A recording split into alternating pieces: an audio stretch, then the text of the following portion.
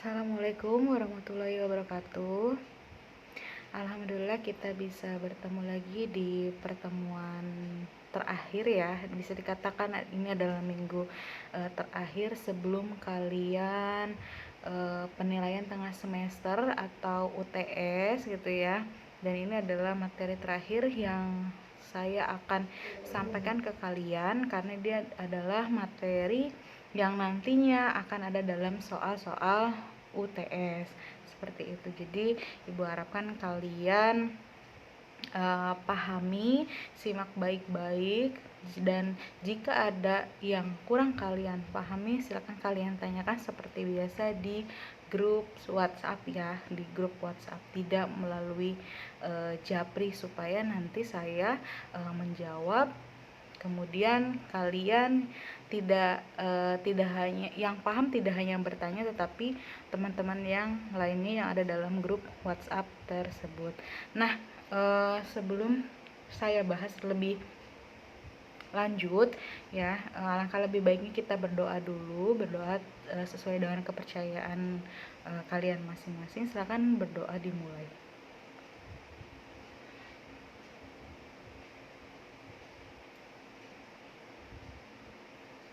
Selesai, dan kita lanjut lagi ke pembahasan pada pertemuan minggu ini gitu ya. Sebelum saya menjelaskan apa sih materi pada minggu ini ya, saya ingatkan lagi untuk tugas yang belum kalian kerjakan atau ada yang tertinggal satu atau dua tugas, silakan, saya masih bisa menerima sampai minggu-minggu ini sebelum UTS, karena nanti itu akan menjadi laporan wali kelas kalian ya. Nanti saya akan laporkan kepada wali kelas siapa saja yang mengerjakan dan tidak yang mengerjakan, seperti itu. Nah, tidak usah berlama lagi, langsung kita bahas materi pada minggu ini. Saya harapkan kalian simak dengan baik-baik. Nah, tujuan pembelajaran pada pertemuan kali ini yaitu kalian mampu mengidentifikasi struktur teks eksplanasi dan kebahasaan teks eksplanasi. Sebetulnya ada dua materi yang harusnya pada minggu ini saya sampaikan, akan tetapi hanya satu yang saya sampaikan, yaitu mengenai struktur teks eksplanasi. Jadi satu materi lagi mengenai kebahasaan teks eksplanasi mungkin nanti akan saya sampaikan setelah UTS ya, setelah PTS ini gitu. Jadi kalian nanti belajarnya mulai dari bab 1, bab 2, dan bab 2 nya hanya sampai dengan struktur teks eksplanasi, seperti itu.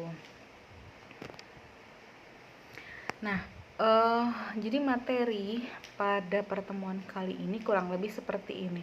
Jadi secara umum struktur teks eksplanasi ini dibagi menjadi 3. Yang pertama identifikasi fenomena, kemudian yang kedua adalah proses kejadian, yang ketiga adalah ulasan atau review, dan ketiga ini nanti akan saya jelaskan satu per satu.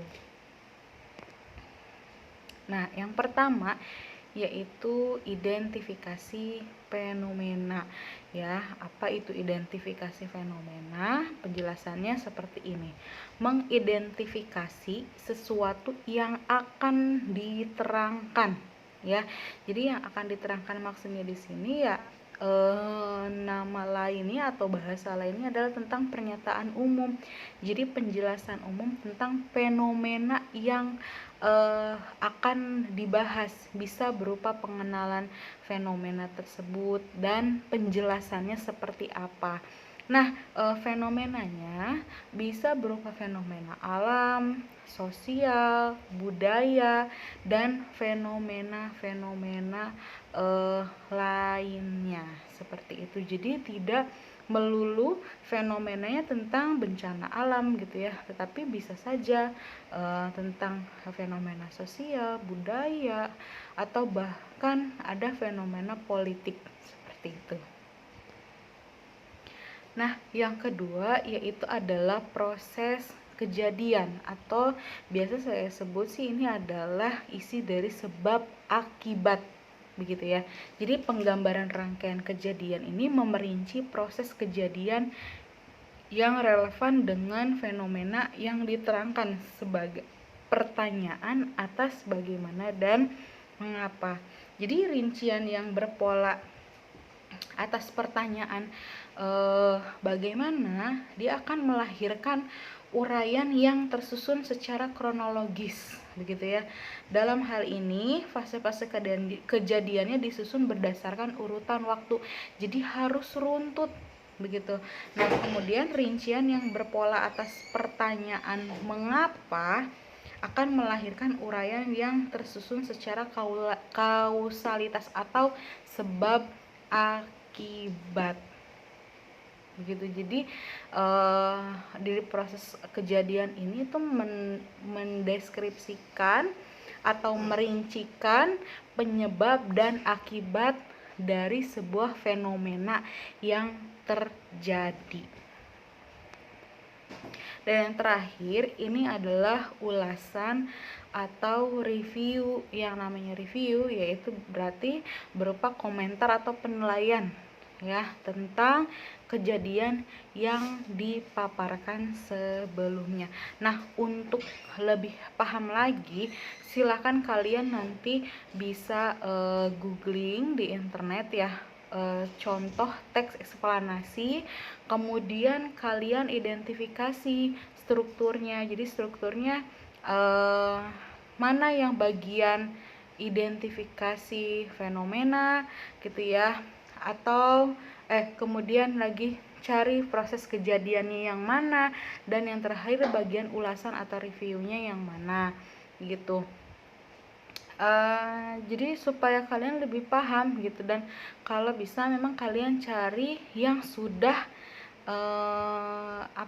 teksnya tersebut, si teks eksplanasinya tersebut sudah ada bagian-bagian strukturnya gitu. Jadi kalian kalian jadi lebih paham, oh ya ternyata ini loh bagian mengidentifikasi fenomena kemudian, terus kemudian urutan kejadian gitu ya, atau ulasan atau review itu yang mana begitu. Karena saya tidak memunculkan contohnya seperti apa gitu ya, jadi saya harapkan kalian nanti mandiri untuk mencari tahu sendiri gitu.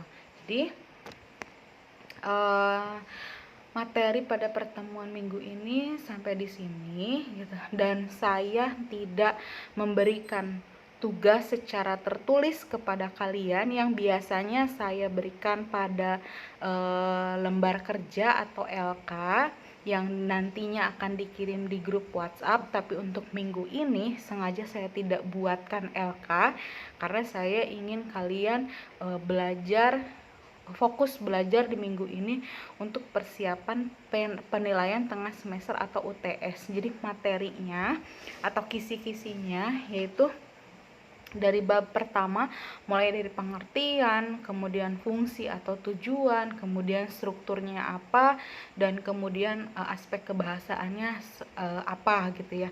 Kurang lebih di bab 2 pun sama, mulai dari pengertian, kemudian lagi fungsi, tujuan atau fungsi dari teks tersebut, kemudian sampai dengan struktur teks eksplanasi. Sampai di situ poin atau kisi-kisi penilaian tengah semester seperti itu ya. Jadi mohon maaf saya tidak memberikan tugas secara tertulis pada minggu ini.